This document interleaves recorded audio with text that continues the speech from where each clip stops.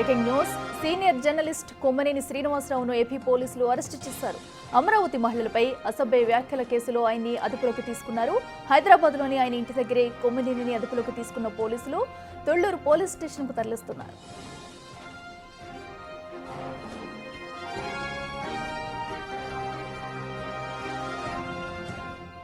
రెడ్డికి ఇదే అంశానికి సంబంధించి మరింత సమాచారం మా ప్రతినిధి శివ అందిస్తారు. శివ, చెప్పండి.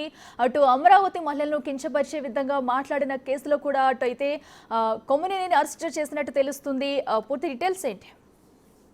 చూసుకుంటే అమరావతి మహిళా రైతుల్ని రాజధాని ఉద్దేశించి కూడా సాక్షి ఎడిటర్ కొమ్మినేని శ్రీనివాసరావు చేసిన వివాదాస్పద వ్యాఖ్యలు, అంటే కృష్ణంరాజు చేసిన వ్యాఖ్యలను ఆయన ఖండించకపోవడం, అలాగే వాటిని సమర్థించే రీతిలో ఆయన వ్యవహరించిన నేపథ్యంలో కూడా అమరావతి ప్రాంతంలో తుళ్లూరులో నిన్న అర్ధరాత్రి కేసు నమోదైంది. ఎఫ్ఐఆర్ నంబర్ 108/2025 ఎఫ్ఐఆర్ నమోదైంది. ఈ కేసుకు సంబంధించి కూడా కృష్ణంరాజు, కొమ్మినేని శ్రీనివాసు, అలాగే సాక్షి యాజమాన్యం ముగ్గురుపై కూడా అనుచిత వ్యాఖ్యలు ఎస్సీఎస్ఐ సంబంధించిన కేసు కూడా నమోదైంది. ఈ కేసుకు సంబంధించి కూడా నిన్న తెల్లవారుజాము నుంచి కూడా ప్రత్యేక గాలింపు చర్యలు అయితే పోలీసులు చేపట్టిన పరిస్థితి కనిపిస్తా ఉంది. ఈ రోజు ఉదయం కొమ్మినేని శ్రీనివాస్ ని హైదరాబాద్ లో ఆయన నివాసంలో పోలీసులు అరెస్ట్ చేశారు. కొద్దిసేపట్లోనే ఆయన్ని రాజధాని ప్రాంతం తుళ్లూరు పోలీస్ స్టేషన్ కి తీసుకొచ్చేందుకు అధికారులు ఏర్పాట్లు చేస్తున్నట్టు తెలుస్తా ఉంది. ఇప్పటికే దాదాపుగా ఆంధ్రప్రదేశ్ వ్యాప్తంగా ఈ ముగ్గురిపై సాక్షి యాజమాన్యం, అలాగే కృష్ణంరాజు, అలాగే ఇతనిపై కూడా దాదాపుగా మొత్తం 52 కేసులు నమోదైన పరిస్థితి కనిపిస్తా ఉంది. సో ఈ నేపథ్యంలోనే పోలీసులు వీటన్ని చోట్ల అమలు చేస్తారా, ఏం చేయబోతున్నారా అనే దానికి సంబంధించి కూడా కొంత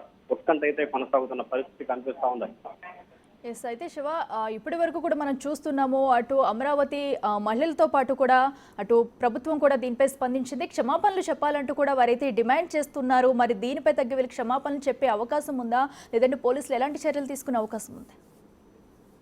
క్షమాపణలకు సంబంధించి కూడా ఇప్పటికే కొమ్మినేని శ్రీనివాసరావు ఆయన డిబేట్ సాక్షిగా నిన్న క్షమాపణ చెప్పిన పరిస్థితి కనిపించింది.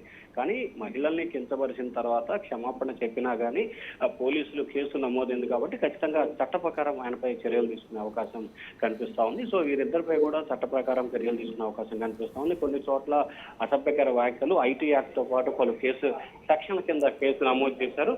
తాజాగా తుళ్లూరుకు సంబంధించి కూడా ఒక డైరెక్టర్ ఇచ్చిన ఫిర్యాదు మేరకు, ఖమ్మంపాటి శిరీష అనే డైరెక్టర్ ఇచ్చిన ఫిర్యాదు మేరకు ఎస్సీ/ఎస్టీ కేసు కూడా అక్కడ నమోదైన పరిస్థితి కనిపిస్తోంది. సో ఈ నేపథ్యంలో వీరికి ఎస్సీ/ఎస్టీ కేసు నమోదైంది కాబట్టి వీరికి క్షమాపణ చెప్పినా చెప్పకపోయినా వారిపై కఠిన చర్యలు తీసుకునే అవకాశాలు కనిపిస్తుంది. ఈ రోజు తుళ్లూరు పోలీస్ స్టేషన్ అతను హాజరు సాయంకాలం అతన్ని మేజిస్ట్రేట్ ముందు హాజరుపరిచి ఆ తర్వాత రిమాండ్ ఇవ్వడానికి. శివ, అయితే ఇప్పటికి మనం చూస్తున్న ఈ కేసుకు సంబంధించి అటు మహిళల డిమాండ్లు కూడా మనం ఇప్పటి వరకు విన్నాము. ఏదైతే అటు మాజీ సీఎం జగన్మోహన్ రెడ్డి ఫోటోని, అలాగే కేసీఆర్ ఫోటోను పెట్టి కూడా చెప్పులతో కొట్టిన దృశ్యాలు అయితే మనం చూసాము. అయితే ఇప్పుడు ఈ కేసుకు సంబంధించి అటు భారతి కానివ్వండి, అటు మాజీ సీఎం కూడా క్షమాపణ చెప్పాలంటూ కోరుతున్నారు. సో వాళ్ళు ఇప్పటి వరకు దీనిపై స్పందించలేదు. ఇప్పుడైనా స్పందించే అవకాశం ఉందనుకోవచ్చా? సాక్షి యాజమాన్యానికి సంబంధించి భారతిరెడ్డి కానీ, అలాగే మాజీ ముఖ్యమంత్రి జగన్మోహన్ రెడ్డి కానీ ఈ అంశానికి సంబంధించి స్పందించే అవకాశాలు ఏమాత్రం కూడా కనిపించట్లేదు.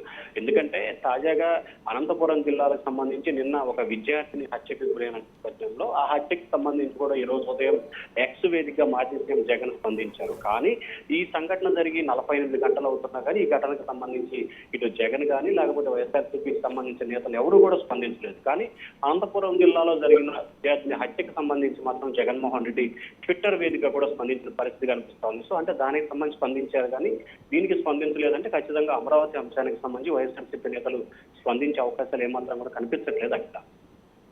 ఎస్ శివ, అయితే ఇప్పుడు సంబంధించి అటు శ్రీనివాసరావును అయితే విజయవాడ తీసుకొస్తున్నారు. సో ఇప్పటి వరకు అక్కడికి చేరుకునే అవకాశం ఉంది. అండ్ అనంతరం కూడా ఈ రోజు జడ్జి ముందు ప్రవేశపెట్టే అవకాశం కనిపిస్తుందా? ఖచ్చితంగా ఈ రోజు మధ్యాహ్నం 1:30-2 గంటల సమయంలో కూడా ఆయన్ని తుళ్లూరు పోలీస్ స్టేషన్ కి తీసుకొచ్చే అవకాశాలు కనిపిస్తున్నాయి.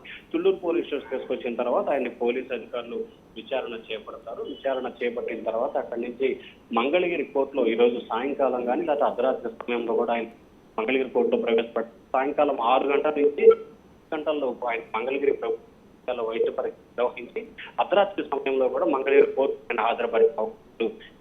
ఒకవేళ విచారణ కనుక వెంటనే ముగిసిపోతే సాయంకాలం 6-7 గంటలకే ఆయన కోర్టులో అవకాశాలు కనిపిస్తా ఉన్నాయి.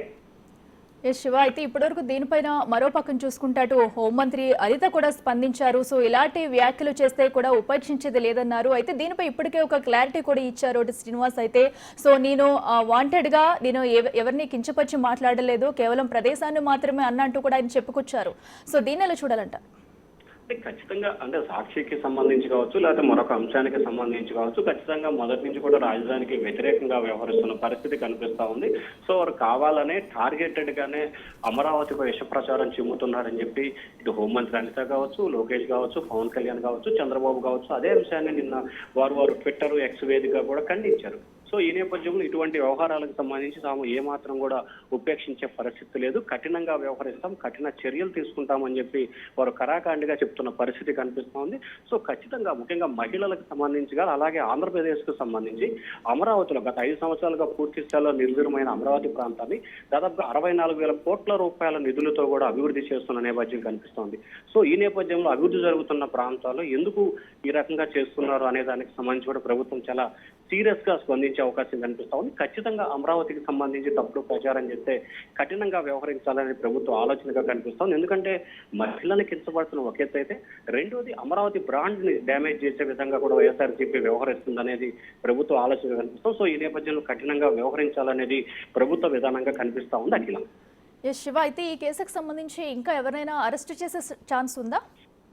అంటే ప్రస్తుతం ఎవరైతే వివాదాస్పద వ్యాఖ్యలు చేశారో ఫ్రీలాన్స్ జర్నలిస్ట్ ఎవరైతే ఉన్నారో కృష్ణంరాజు కోసం కూడా పోలీసులు 3 బృందాలుగా ఏర్పడి గాలింపు చర్యలు చేపడుతున్నారు. ఖచ్చితంగా కృష్ణంరాజుకు సంబంధించి నిన్న మొన్న ఆయన ఇంటికి, ఆయన బంధువుల నివాసానికి సంబంధించి కూడా తుళ్ళూరు పోలీసులు వెళ్ళినట్లు తెలుస్తోంది. కానీ ఆయన ఆనూచీకి లేదు, అలాగే ఆయన ఫోన్ కూడా స్విచ్ ఆఫ్ చేసినట్టు తెలుస్తోంది. హైదరాబాద్, బెంగళూరు తదితర ప్రాంతాలకు సంబంధించి ఆయన తలదాచుకున్నట్లు మరొక వైపు ప్రచారం జరుగుతుంది. సో ఈ నేపథ్యంలో అతన్ని కూడా ఇవాళ రేపట్లో అరెస్ట్ చేసే అవకాశాలు స్పష్టంగా కనిపిస్తాయి. శివ, మరో పక్కనైతే మనం చూస్తున్నాము, ఎందుకంటే ఒక ఆడవాళ్ళను ఇలా కించపరిచి మాట్లాడడం, అది కూడా ఒక ప్రధాన మీడియా ద్వారా కూడా. అయితే దీనిని ఎందుకంటే అటు గత ప్రభుత్వ హయాంలో కూడా సీఎం స్థానంలో ఉండి పాలించిన జగన్ అయితే ఖండించకపోవడాన్ని ఎలా చూడాలంటారు? అంటే ఖచ్చితంగా అంటే అమరావతికి సంబంధించిన విషయంలో అలాగే ఒక ఛానల్లో జరిగిన డిబేట్ అంశానికి సంబంధించి స్పందించాల్సిన అవసరం లేదనేది వైఎస్ఆర్సీపీ ఆలోచనగా కనిపిస్తా ఉంది. Akhila. Right Shiva, thank you.